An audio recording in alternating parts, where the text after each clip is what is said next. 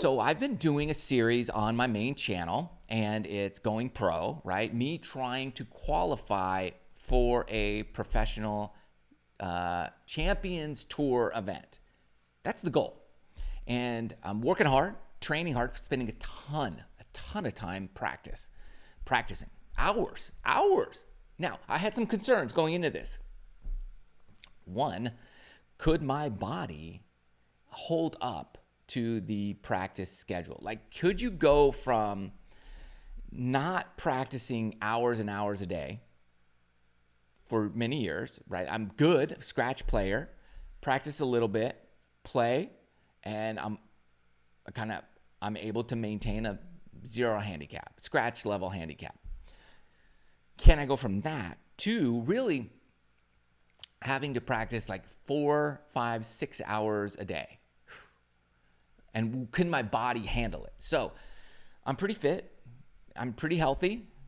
But again, we're taking it to a whole nother level. So I've been doing it now for a few weeks. What's the update? And a lot of people have been asking me, what are you doing? What do you do to stay healthy?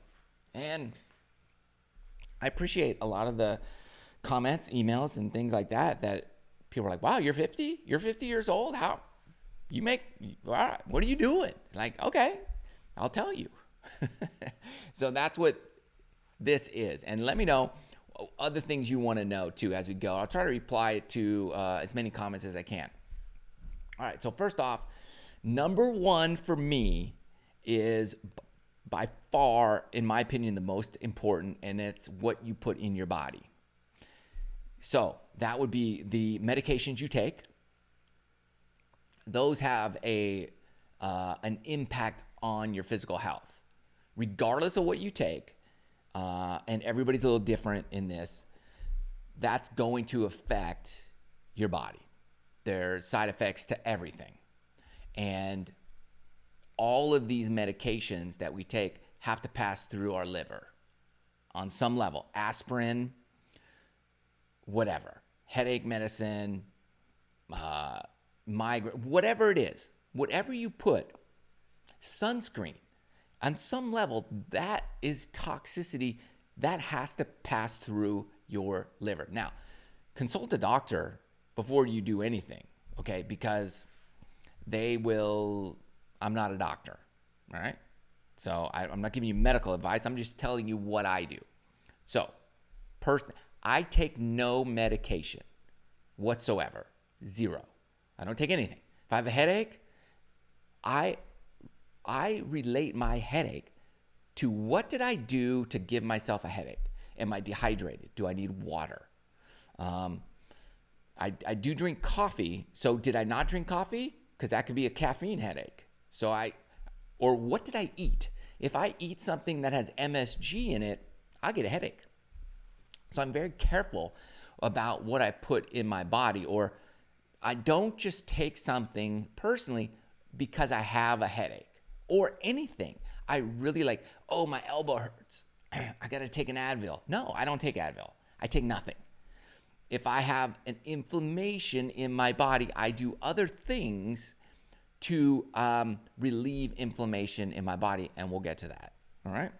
So, number one is the medications, the things I put in my body. So, for me, 0 medication in my body. All right. Number 2 would be the food I eat. All right. So that's again, what am I putting in my body? I am very, very low on sugar. I don't eat sugar.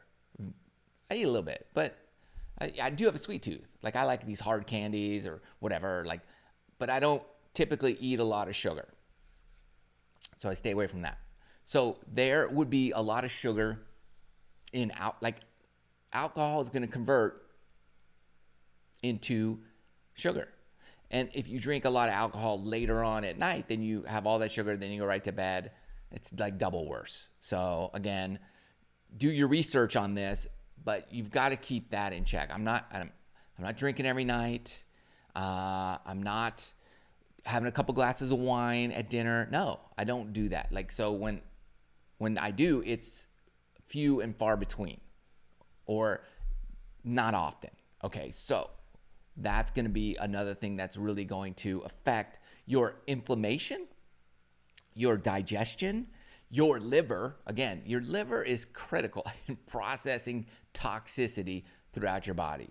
So whatever you're putting in, it's going to have to be digested and processed through your organs. So if you want your body to be efficient, that's what we got to look at. And that's what I look at. So again, the food, I eat primarily organic food. I eat at home. I rarely eat out. It's rare. I'm not going to Chick-fil-A. I'm not going to fast food. No. If I go to fast food, it's not your typical fast food. Like, I'm going to search around. I'm going to go to like Whole Foods and I'll get something there. I'm not going to McDonald's, Chick-fil-A, that kind of stuff. I don't do that. That is incredibly, like, it's going to have to be a huge emergency. If I'm driving around, I'm hungry, I am not looking for fast food. I'm going to Whole Foods, Trader Joe's. I'm going somewhere where I can get something good, like as good as I can. I really take the time for that. And I'll spend the extra money because your body is worth that investment. So that's how I look at it. All right. So I wrote this down. I can't read my own writing. Okay. So I also do, look, I'm in the middle of this juice cleanse. It's a 72-hour juice cleanse. Here was my juice. I'm on number 9. There's 15 of them. So I'm at 9. That's a snack. This was my snack for the day. So for 72 hours, I am not eating any food. I'm juicing the juices. So I order them from this market here in Georgia, Nature's Corners Market. Look them up. I don't know where you are, but it's a 72-hour juice cleanse, and they make all the juices for you, all right? It's $92. So I'll do that once a month or once every other month, okay? But I do it, I'm trying to do this more consistently. One is there's health benefits to fasting to let your body reset, even if you just do it for 24 hours. That's great because it helps your body reset. It gives it a break from digestion. If you're always eating big steaks, that's fine. But again, your body needs a break. It needs time to reset and just kind of process all that is going on. So the juice cleanse is it's fun because you're just, it's hard though, because I'm not eating for 3 days and that's tough. So, but again, I know it's good. It's good for you. And the more I do it, the more benefits I see from it. Like even this time, day 1, my weight is as low as it typically is on day 3. And I feel great and less hungry the third time I'm doing this than the first time was hard. Second time was easier. This time's a little bit easier. So it's getting easier. But I do stuff like that to help my body refresh and reset. Plus, that kind of stuff is an inflammation reducer. It reduces the inflammation in your body. And when I'm practicing a lot, I need a lot of, you need things to reduce that inflammation. Otherwise, you're going to have swollen joints. Look, I have a broken bone in my wrist from an injury I had many, many years ago. So it just never healed.